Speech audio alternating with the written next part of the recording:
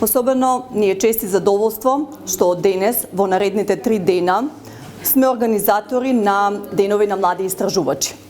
Во рамките на Светскиот ден на науката, оваа година, втора година поред, традиционално продолжуваме да ги организираме така наречените денови на млади истражувачи. Од денес до четврток имаме доста активности во кои што главниот фокус или акцентот е ставен на нашите студенти или така наречени млади истражувачи. Денес започуваме со многу интересна и атрактивна тема. Нешто што е тема на денешницата, а тоа се климатските промени, на кое што студентите ќе дебатираат на темата климатски промени, реалност или мит. Истражувањето беше спроведено под менторство на професор од Земјоделскиот факултет. Фокусот секогаш ни е ставен на нашите студенти, така што уште еднаш докажуваме како факултет дека интензивно работиме за студентите да се стекнат не само со теоретско и практично знаење, не само да посетуваат практична настава во компаниите, меѓутоа работиме и на нивната комуникација, на нивното слободен тек на нивната мисла, за да може полесно да се изразуваат, за кога ќе завршат, кога ќе бидат дипломирани инженери, агрономи, да бидат комплетна личност која што ќе го најде местото на пазарот на труд. Уште еднаш докажуваме дека со помош на агробизнес секторот и компаниите и со помош на спроведување на онаа релација факултет, студент и ментор од агробизнес компанијата, има возможуваме на студентите преку практичните денови и практичната настава полесно да го најдат своето соодветно место на пазарот на труд. Во рамките на деновите на млади истражувачи, за утре е планирана 5-та студентска конференција критични прашања во земјоделството и животната средина. И можеме да кажеме со особено задоволство дека оваа година, како 5-та година на организација, ние со максимално исполнет број на трудови имаме 29 устни презентации од страна на студентите.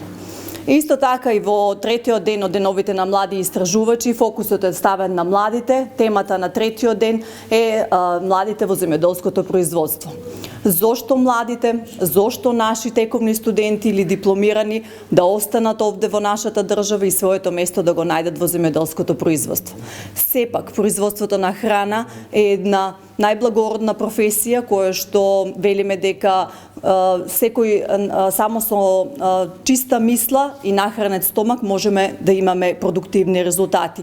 Така и во овој случај ги учиме нашите студенти на најсовремени методи на работа да дојдат до производство на храна, односно ќе бидат во дебатата вклучени студенти кои што тековно имаат дома фамилиарни бизниси на производство на храна и веќе дипломирани инженери кои што се завршени, меѓутоа се надградуваат на магистерски или докторски студии и уште еднаш ќе докажат зошто инвестираат во себе, во своето знаење за една добра земјоделска пракса.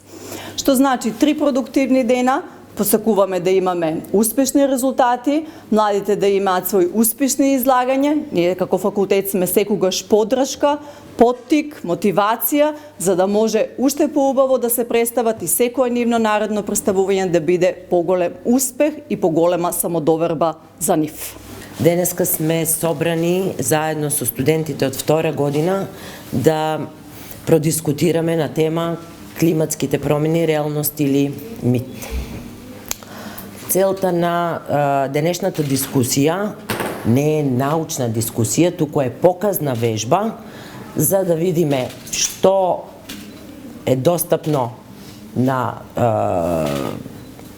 интернет, што е достапно како научни публикации, како научно-популарни текстови и студентите да научат да разликуваат релевантни извори на информации од нерелевантни извори на информации. Бидејќи сите, еве, тука ние, како што гледам, сме од генерации кои што нашето образование и младоста ја поминавме во услови кога имавме ограничен пристап до информации. Најчесто професорите беа алфа и омега на целото знаење и на сите информации. Професорот доаѓа, држи предавање екс катедра и тука завршува се. Во денешни услови и студентите и професорите се информираат од исто место. И многу често се случува, ако не знаеме да ги разграничиме соодветните извори на информации, да стане една какафонија од избунетост кај луѓето, А ние сме стручна фела и како стручна фела, како нашите студенти, професионалци и стручни лица од областта на земјоделството, треба да знаат да ги разделуваат точните од неточните информации. Целта на оваа вежба беше да истражиме што е достапно на интернет, со какви факти располагаат страната која што тврди дека има климатски промени, со какви факти или мислења располага страната која што тврди дека климатските промени се мит. Студентите се поделени во две групи. Едната тврди дека климатските промени се реалност и тоа го подкрепува со соодветни факти кои што ги добивме од соодветни извори на информација. Другата страна тврди дека климатските промени се мит и тоа се информации кои што обично се собрани од портали или интернет страни, значи тоа не се релевантни научни референци.